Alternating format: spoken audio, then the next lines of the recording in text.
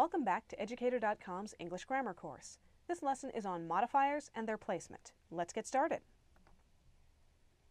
Alright, there are several kinds of modifiers in the English language sentence. We're going to begin with adjectives and adverbs, what they are and what they do. We're going to look at how to say what you mean, make the correct choice between adverbs and adjectives, and how to tell the difference between good, bad, well, and badly, and how to use them correctly. We're going to look at comparisons, the comparative and superlative forms of adjectives, more and less, and we're going to look at double comparisons and the dreaded double negatives. Then finally, we're going to look at modifier placement. We're going to look at dangling modifiers, limiting modifiers, interrupter modifiers, and split infinitives. All right, adjectives and adverbs. As you probably remember from our lessons on adjectives and adverbs, they modify nouns and pronouns. They tell us which one, what kind, or how many, or how someone or something looks, smells, tastes, or feels. For example, the shopkeeper was helpful and friendly. Both of these modify shopkeeper. I'd like to try that burgundy loafer. Burgundy modifies loafer on the wire rack. Please in size 8. Now what about adverbs? Well, as you may remember from our lesson on them, they modify verbs, adjectives, and other adverbs. They are often formed by adding the suffix ly to an adjective, and they tell us where, when, how, and to what extent. We drifted slowly away. Both of these modify drifted. We drifted how? Slowly. We drifted where? Away. I will never eat here again.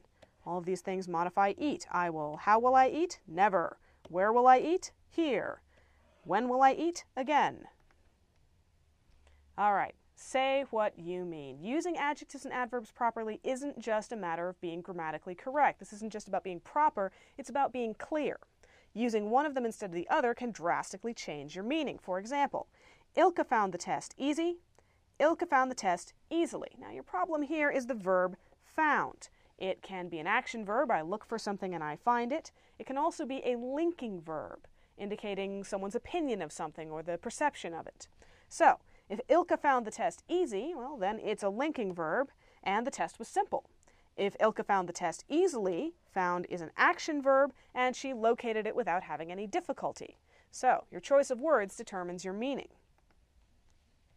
All right, good and bad, well and badly. Good and bad are adjectives. They modify nouns and pronouns. Always, always, always. This is very good cheese. Spot is a bad dog. He chewed a leg off a chair. Well and badly, by contrast, are adverbs. They modify verbs, adjectives, and other adverbs. This cheese has been made very well. Well modifies made. How was it made? Well. Spot behaved badly. How did Spot behave? Spot behaved badly. Modifies behave. All right. So, if you're trying to decide whether you use good or well, or bad or badly, ask yourself whether you want an adjective or an adverb. What are you modifying? There is, however, one exception, one case where well can be an adjective, and that is when it refers to the state of someone's health. So if you ask, how are you feeling? Maybe someone's just had a cold, and they say, I'm good. They're wrong. They're wrong, wrong, wrong. They're always wrong. If they are talking about their health, you're supposed to say, I'm well. That's how you say it. All right, see if you can find the correct word for each of these sentences. How bad or badly was he hurt? Please be careful or carefully. It's not a good or well situation, but we'll get through it good or well enough. Take a moment, pause the video if you need to. And here we are. How badly was he hurt? In this case, badly modifies hurt, so you need an adverb, badly. Please be careful. Well, be is a linking verb, so careful actually modifies the implied subject, you, so you need an adjective. It's not a good situation. Good modifies situation, but we'll get through it well enough. Well is how we'll get through it, so we need an adverb. All right, let's look at comparisons. Most adjectives and adverbs come in three forms: the positive, the comparative, and the superlative. Positive is used to modify. It's the one that we normally think of when someone says adjectives or adverbs. The comparative and superlative forms are used in comparisons to say that something is more or less this or that. Now, here's the rule. For one and two syllable adjectives and some one syllable adverbs, the comparative is formed by adding er. So you go from happy to happier. For longer adjectives and most adverbs, including all that end in ly, use more or less in front. Use the comparative to compare two things, exactly two things, no more, no less. So this room is nicer than that one. You're comparing this room and that room. You turn nice into nicer. The bed is more comfortable. Well, you're still comparing two things, so you're still using the comparative, but comfortable is too long to just say You can't say comfortabler. It just sounds strange. So you say more comfortable. You also say it's also less expensive. Again, you're comparing two things. The word's too long to have er stuck on the end, so you say less expensive. All right. Now, for one and two syllable, for longer adjectives, to form the superlative. One and two syllable adjectives, you form the superlative by adding est, est. So good, better, best. For longer adjectives and most adverbs, including all that end in ly, use most and least. Use the superlative to compare three or more things. At least three or more. Have to have that if you're going to use the superlative, because if you only had two, you'd be using the comparative. So this is the nicest room in the hotel. Now you're comparing this room to all the rooms in the hotel. Presumably there are three or more of them. So you say it's the nicest. Its bed is the most comfortable. It's also the least expensive. All right. Now, there are two sets of words that have irregular comparative and superlative forms, and they are, of course, the ones we use most. Good and well both become better and best. Bad and badly both become worse and worst. Let's look at some examples.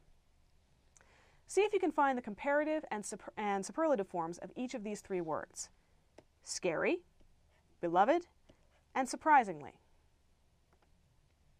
All right, scary becomes scarier. We have the and the y becomes an I, as it very often does in English, and it then becomes scariest.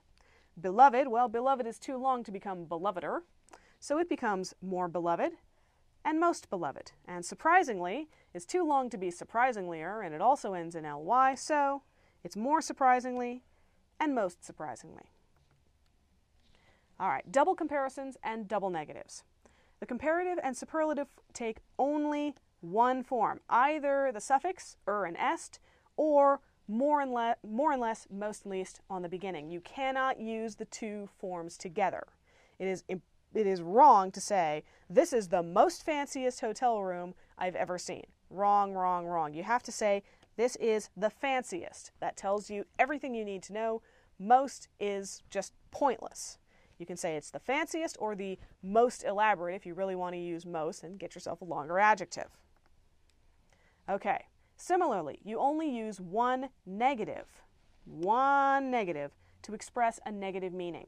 In fact, two negatives make a positive, just like in math where two minuses cancel each other out. So, to say it is a single negative to say I was unhappy with the contract. I looked at the contract, unhappy. It's positive to say I was not unhappy with the contract. We can use this. It's a device called alidity, but it removes the negative meaning. To say I was not unhappy with the contract means that I was at least content. I was okay with it. I might even have been happy. All right. The adverbs hardly, barely, and scarcely are inherently negative. Every time you use them to modify an adjective, you're being negative. So, don't pair them with a negative like not, never, or none. So, you may have heard someone say, I can't hardly see a thing through this fog. Wrong. Wrong, wrong, wrong, wrong, wrong. You say, I can hardly see a thing through this fog. Hardly creates your negative, and you only need one. All right. Correct any modifier errors in these sentences. I am the most luckiest person in the world. Who is the greatest genius, Einstein or Leonardo da Vinci? This is much more worse than I thought. Take a good look. Pause the video if you need to. All right. I am the luckiest person in the world. We don't need most. We already have that S. We don't need both. Who is the greatest genius, Einstein or Leonardo da Vinci? Is correct as is. We only used greatest. We didn't say most greatest or greaterest. And this is much worse than I thought. We don't need more because we've already got worse. Okay, now let's look at the placement of modifiers. Whether a single word or a long phrase, a modifier should be as close as possible to the word or words being modified. A misplaced modifier appears to modify a different word or phrase from the word the writer intended, often with humorous effect. So, let's look at the sentence. Lost deep in a daydream, Ed's boss startled him when she walked into his office. Wrong. If Ed was the one who got startled, he's probably the one who was having the daydream. But lost deep in a daydream seems to modify Ed's boss. So now we have the zombie boss walking around the office. That may be funny, but it's probably not what you meant. It's correct to say, lost deep in a daydream, Ed was startled when his boss walked in. It's right there, it's nice and close, everybody knows what you mean, so it's correct. All right. The volunteers who help us out occasionally want permanent paid positions. Oh, that's pretty ambiguous. Do the volunteers only help you out occasionally? Do they only occasionally want those positions? Well, let's see. If you mean that the help is only occasional, then you say the volunteers who occasionally help us out want permanent paid positions. That's clear. Or you can say occasionally the volunteers who help us out want permanent paid positions. That's also clear. You have to make sure you put the modifier near what it's modifying and in such a way that it cannot be confused. All right, a dangling modifier. A dangling modifier is an adjective, word, phrase, or clause that lacks a clear referent. We don't know what it's referring to. The word or words it modifies are never specifically stated. A dangling modifier often begins with a present participle or gerund. That's an ing verb. So, lurching violently in the waves, the captain was afraid of capsizing. Captains don't lurch. They just don't. They may cling to things that are lurching, but they themselves do not lurch unless, I suppose, you're talking about Captain Jack Sparrow and he's why the rum is gone. Captains don't lurch. Boats do, but there is no boat in this sentence, so this is a dangling modifier. It's in the wrong place. It needs to modify something that can lurch. All right, how do you fix a dangling modifier when you find it? Well, what you do is you move it close to the word or phrase that it modifies, adding that word if necessary. So you'd have to put a boat in that sentence. Or you rewrite the sentence. So let's take a look at this one. After seeing the flooded basement, the house was taken off the market. Well, after seeing the flooded basement should logically modify house. But how can a house see anything? They don't have eyes. So you change it to, after the inspector saw the flooded basement, the house was taken off the market. So now it's the inspector doing the seeing, and it makes sense. All right. Correct the dangling modifiers in these sentences. Growing up an only child, my parents gave me all of their attention. While preparing dinner, a mouse ran across the counter and disappeared behind the oven. Sleeping peacefully on the beach, the sudden storm took us by surprise. Take a good look. Pause the video if you need to. All right. The problem with the first sentence was, growing up an only child, my parents gave me all of their attention. Well, how would my parents grow up an only child? That would be only one only child, and most people have at least two parents biologically. So we change it to, because I was an only child, my parents gave me all of their attention. While I was preparing dinner, remember I is now doing the preparing, a mouse ran across the counter and disappeared behind the oven. If the mouse was not preparing dinner, you need to say who was, so we add the I. And because we were sleeping peacefully on the beach, the sudden storm took us by surprise. Once again, we've added the subject, we. So in the previous sentence, sleeping peacefully on the beach would have modified storm. Now, sleeping peacefully on the beach modifies we, and all is right with the world once again. All right, what are limiting modifiers? Limiting modifiers include such adverbs as almost, even, just, nearly, and only. These modifiers belong right in front of the word they limit. So, it's wrong to say, the workers have finished nearly remodeling the kitchen. Wait, they finished almost remodeling it? Their job was to almost fix things, but not totally? That doesn't make a whole lot of sense. So you say, the workers have nearly finished remodeling the kitchen. It's the finishing that's almost done, not the remodeling. All right, this is one of my favorite examples of how placing a limiting modifier in a different place can completely change the meaning of the sentence. She told me that she loved me. I'll take the word only and stick it in here. She only told me that she loved me. That's all she did. All right. She told only me that she loved me. Well, now she's only telling me. Nobody else gets to know. She told me only that she loved me. That's all she told me. She didn't mention that, for example, she had the Black Plague.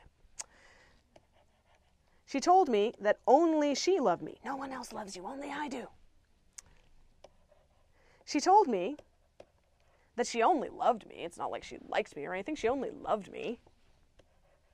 Or she told me that she loved only me. I don't love anybody else.